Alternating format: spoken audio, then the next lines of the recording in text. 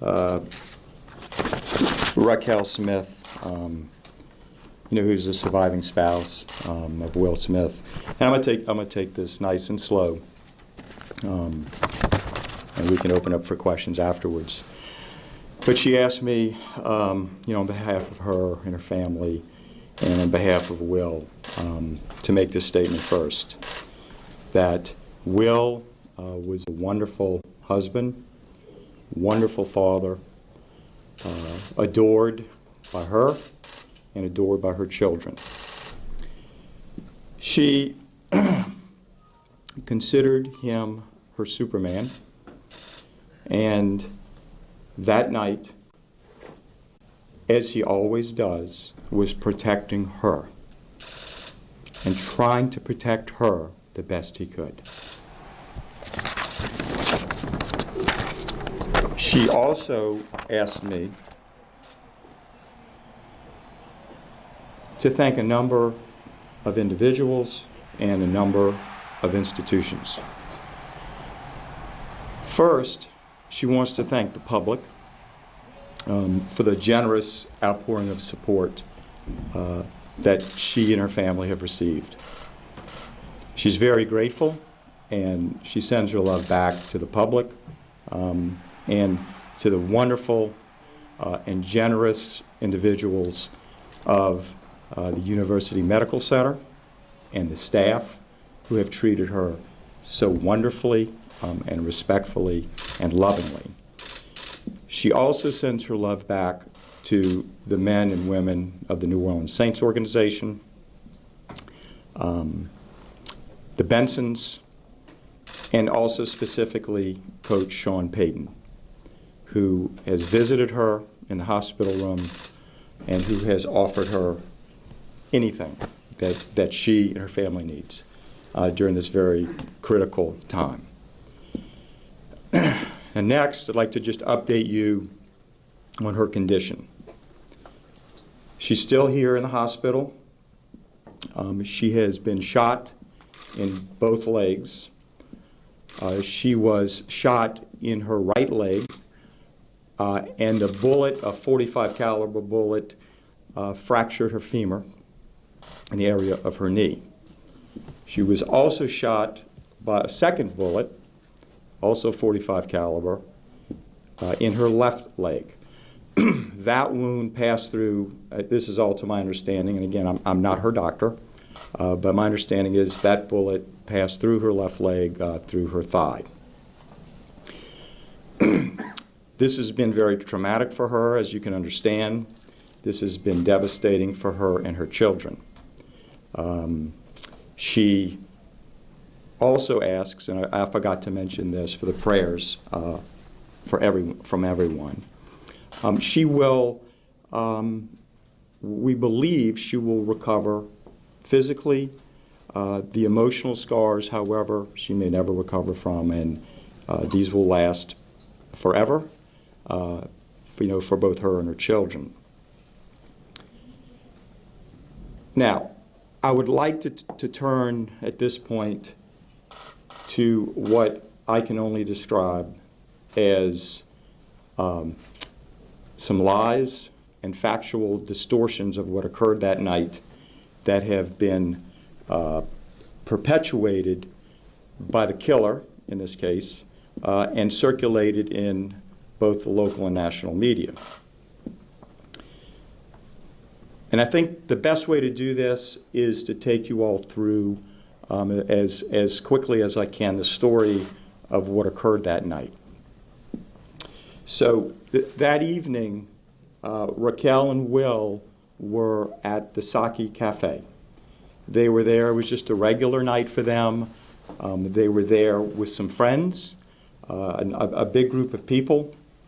And after some time at the Saki Cafe, Raquel and Will got into their Mercedes SUV, their vehicle, and they were going to drive back another couple who they knew. This couple was an acquaintance of theirs, to the car, this other couple's car. As they left the Sake Cafe, and I'll say this, that and I've talked to some witnesses, and I've done the best that I can to determine, the facts, the truth of the facts in this case. And really what I want to do here is set the record straight with regard to these factual distortions being levied and thrown out to the media by the killer's defense lawyer.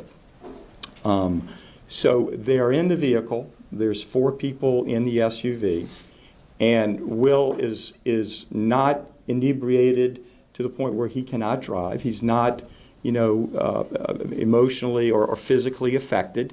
He can drive. Everything's going along fine.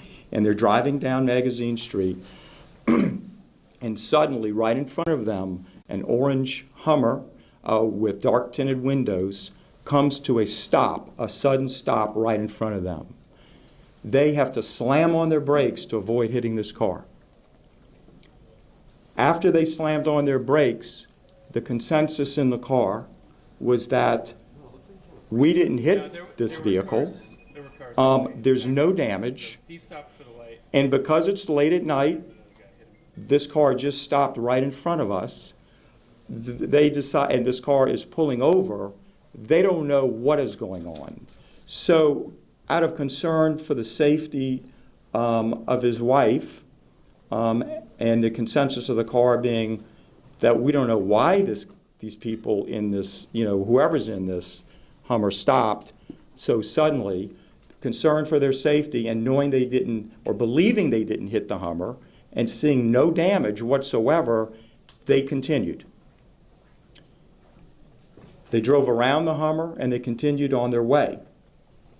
And as they continue, they're talking in the car amongst themselves about, what was that about? Why did that Hummer stop so quickly in front of us? Was he trying to make us hit them? They didn't know. So they drive on a very short period, and as they're talking, suddenly this Hummer drove up at great speed behind them and rammed the back of their car.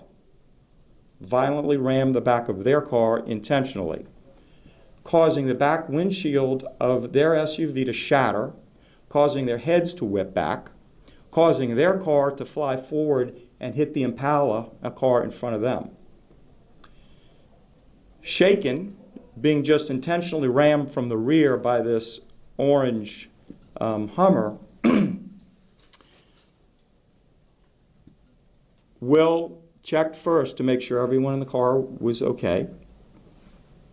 They were afraid. They don't know what's going on.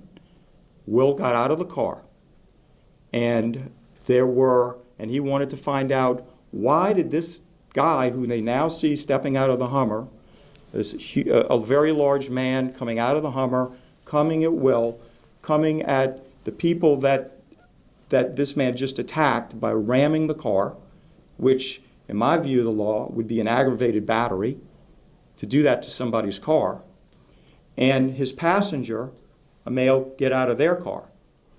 And they approach the 2 men in the Hummer, and some words are exchanged. And Will's intent is to find out, who is this guy? Why are you attacking me? And remember, in Will's mind, he has his wife in the car. Why was I just rammed? The driver, or who I believe is the driver of the Hummer, who I believe or understand is the killer in this case, was enraged. And he is yelling at Will, yelling and cursing, and he had his hands up, shaking them and making signals, and was enraged. His wife and another young woman approached Will in an effort to diffuse the situation. After some time, they successfully did diffuse the situation. And they walked Will back to the car. Now, when his wife walked Will back to the car, and they're standing next to the open door of the car, Will's back is to the killer. And Raquel is either, and he has his body in between the killer and Raquel.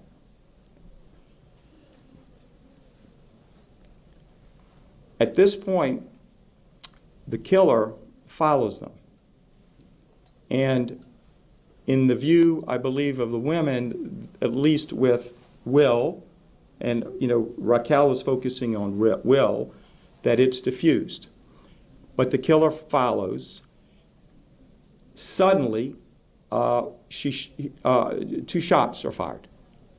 She is shot immediately in both legs, and she collapses. At this point, following the shooting of her, either right immediately or moments thereafter, the killer unloads 6 to 8 shots into Will's back. So, in all, the killer shot Will Smith in the back 8 times. No bullets entered, my understanding is no bullets entered the front of Will. He was shot in the back 8 times. His wife was shot in the leg twice. That's 10 shots that we know were fired. Now, there's been a lot of talk in the media about this being a hit and run. Okay, this is no hit and run. As I said, they slammed on their brakes on Magazine Street, did not believe they even hit the Hummer. There's no damage to that car. And they went on about their business. So there was no hit and run in this case. And there's no fender bender in this case. When that occurred, there was no damage. And when the Hummer came back and rammed Will Smith's car, that was far more than a fender bender.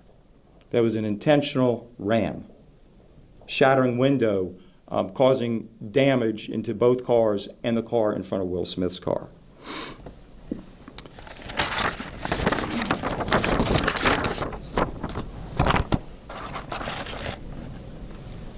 There's also been some talk in the media about Will Smith having a gun. At no time during this event, to my knowledge at all, did Will Smith ever brandish or carry on his person a firearm. He was licensed by the state of Louisiana, by the Office of State Police. He carried a license for a concealed weapon. He had a state concealed weapons license from state police for his protection, for the protection of his wife and his family. That firearm, I understand, was in the vehicle, never taken out by Will Smith, never brandished, and never fired. After the shooting, after the killer had shot Will in the back 8 times, I can tell you the killer, we have evidence, showed no remorse whatsoever, that he actually stood over Will Smith's dead body as his wife, who had crawled away because she couldn't walk, is cowering and hiding. The killer is yelling over the body of Will Smith after he killed him. I would open this up for questions. I have to note, though, that there's a pending police investigation, so there may be some questions that I may possibly be unable to answer. Mr. Thompson, I know Mr. Thompson, this is Yes, a sir. tragedy for all those involved, and condolences to the family, but did Mr. Smith ever threaten to go get his gun inside the car? I am not aware of any threats by Mr. Smith to go get a gun. Now, that said, he was just attacked. His car was just rammed. He's got 2 big men yelling at him and cursing, threatening. One of them turned out was armed. I understand another gun may have been found on that second person that was in the Hummer. I believe another gun was recovered from that car. But you have somebody who just rammed you and your wife and is yelling and screaming in a threatening way. What was Mr. Smith's state of mind at that point?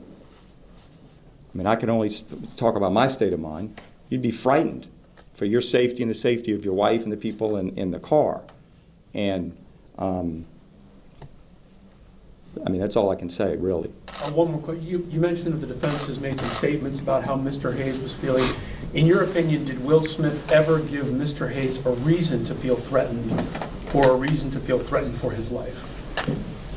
I'm aware of nothing that Will Smith did that would cause this killer to be afraid of his life to the point where he would follow them after the situation has been diffused and walk up to them and raise a gun and shoot his wife in the side, not the front, but the side of one leg and the side of another leg, and then shoot Will Smith in the back 8 times.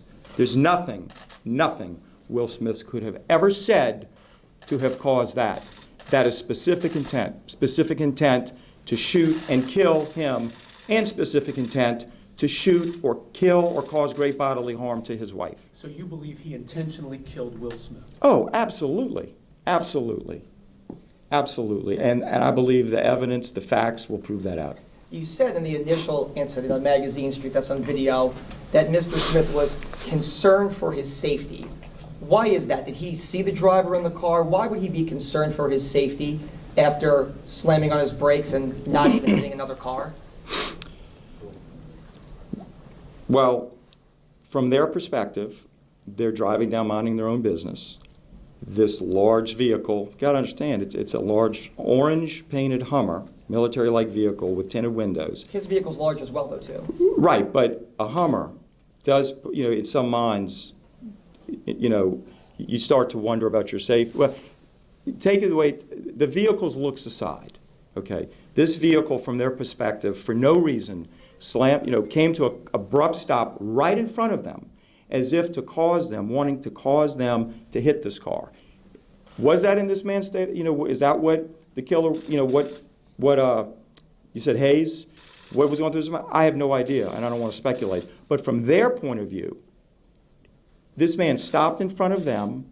Did they know it was a man at the time, or did they No, they did not know who was in the car. The windows were completely tinted. They couldn't see in the car. It stops in the middle of the street, caused them to almost hit them. They don't know whoever's in this car, why are they doing this? This doesn't seem safe to us. We're just going to go on about our business. That's the conversation in the car. They were concerned. They were talking about, whoever's in the car, why did this person do this? Why would they suddenly do this, causing us almost to hit them? And they didn't feel safe. If they could they have just, hindsight being 20/20, I mean, most people when they believe they're hit, they just pull over to the side. Could they have pulled over to the side from the initial accident? Could the Smiths? Mr. Smith. Could they have pulled over? I mean, I don't know if I can speculate on that. The point is, they didn't believe they hit this car, and there was no damage. There was no reason to pull over whatsoever. All of this is based upon the recounting of Raquel? I can't discuss, my source of this information or sources, but I've talked to individuals, and I'm basing this on people I've spoken with. But I presume you have spoken. Oh, I've spoken with Raquel, absolutely. And Raquel has been interviewed by the New Orleans police detectives in this case and given a statement. And Thompson, you can you described your clarify physical where- condition. How is she doing emotionally? Emotionally, she's very distraught. She's very, very distraught. And as this goes, as this process continues, I think she will continue to remember more and more specific details of what actually Mr. occurred. Thompson, can you clarify where Raquel was standing when she was shot, and did she have any exchange with the shooter before she was? Yes, she did. Based on my understanding, she was actually telling the shooter before the shooting occurred to leave us alone, to go back to your car. We have children. This is not worth this. Please, and holding her hand up to him to ask him to stop. And where was she standing when she was? Again, it's my understanding that she and Will were standing together. They were talking to one another on the side of Will's SUV. Do you Yes, sir. also believe that these two never knew each other and that Meaning- Will was not targeted on that night for? It's hard for me to speculate. My understanding is Will did not know this shooter. And Mr. Thompson, in your opinion, do you believe that this was an incident of road rage on the part of the suspect? I can't speculate for that. Road rage. Road rage. I mean, yeah. The way you described it, though, is you say the suspect was threatening towards Mr. Smith, that he was angry over whatever, well, you don't call it a hit and run, but is it road rage? I can't speculate whether it's road rage. What the man was rageful. He was enraged and followed them. For at worst, like I said, the people in the car did not believe they hit this Hummer at all, and there was no damage at all. The worst that could have occurred would have been a gentle bump, like you might bump into somebody's bumper when you park, at the worst. So whatever caused this man or these men in this Hummer to be so enraged, I really can't speculate. Did they indicate while they were arguing with Smith that that's what they were enraged about, though? Was that what the argument was about, that they were suggesting you hit my car? Or? No, that I don't know. Yes, ma'am. And you had mentioned at the beginning that Mr. Smith was not inebriated. Can you clarify, have any toxicology reports been done, anything that you can add to that? Yeah, I can't address any toxicology reports by New Orleans Police Department, but he was not impaired based on the evidence, that I've looked at. He was not impaired at all. Where How was long the did gun this- in Mr. Smith's car? Was it in the glove box? Was it stuffed in a seat? A lot of people following this Sure. feel the position of the gun will play a role as this case plays out. Sure. My understanding is that it was in a compartment. I don't want to get into specifics as to which compartment, but that it was in a compartment in the vehicle but the entire time. How long was the confrontation between the rear-ending of the SUV that Mr. Smith was in to the gunfire? Maybe 1 or 2 minutes is my understanding. So all of It this was. back and forth and this attempt to defuse, and that is in that time frame? Oh, that. Oh, I thought you meant from the initial encounter to the ramming. No. The amount of time frame in that I can't answer. That Less than a minute? I think it's more than a minute probably, but I can't really get into specifics. I really don't know. Going back to some of the defense claims, the defense attorney has mentioned that, as I mentioned, Mr. Hayes, but that others around the scene felt threatened by someone other than Mr. Hayes. Is it your belief, or do you know if anybody else in Mr. Smith's party might have made some threats, might have pulled out any weapons, or anything of that nature? Right. That I don't know. That I don't know. I cannot speculate. I represent the Smith family, and I can only tell you what happened with Will Smith. Sorry, Mr. Thompson, what about the just to third clarify- car? Just to clarify, both Mr. Smith and Mrs. Smith were on the same side of the vehicle when they were shot? That is my understanding. That's correct. And is your understanding or your feeling from what you've learned so far that she was deliberately shot and he was deliberately shot? Is Ab- that- Absolutely. Sure. And what about the third? Any indication that they knew, that the man you referred to, Hayes, is the killer, that he knew who the Smiths had dined with, and one of them was a policeman that has a past with Mr. Hayes? Any indication that he was aware of that situation? From what I am aware, no indication at all. We just have time for one more question. Sure. What about the third Can you give us car? any clarity Yes, sir. as to who else was in those vehicles and in what vehicle? Right. Because of Pierre the, Thomas one of them? I can confirm that Pierre Thomas was at Sake Cafe. But because of the pending police investigation, I don't feel comfortable in confirming, the names of any other witnesses or anybody else in other vehicles. Can you just close But thank you. quickly, my son's got 3 children already.